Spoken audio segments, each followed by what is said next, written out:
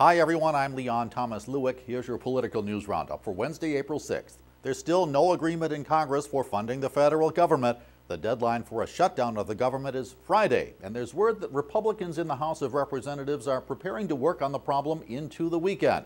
The GOP leadership has instructed its members to stay in D.C. rather than to return to their districts for the weekend.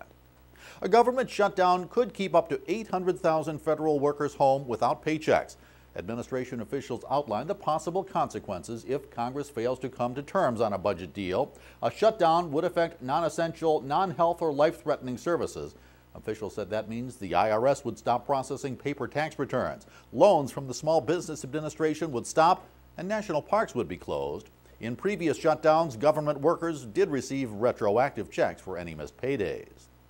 Yesterday's judicial election in Wisconsin was considered a possible referendum on the policies of Governor Scott Walker. But there's no sense of political direction from the results. That's because the vote was extremely close.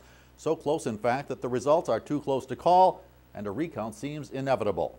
Challenger Joanne Kloppenberg is leading incumbent Judge David Prosser by about 300 votes out of about 1.5 million cast. That's well within the state's guidelines for the loser to request a recount. The election drew national attention, with a vote for the conservative Prosser considered by many a vote in favor of Governor Walker's moves to restrict the bargaining powers of state public worker unions. And harsh words for China today from outgoing U.S. Ambassador John Huntsman.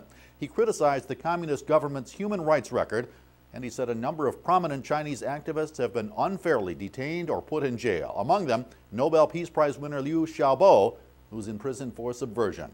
The remarks came in the annual lecture on U.S.-Chinese relations. It was Huntsman's final public address as ambassador. That's your political roundup for Wednesday, April 6th. I'm Leon Thomas Lewick.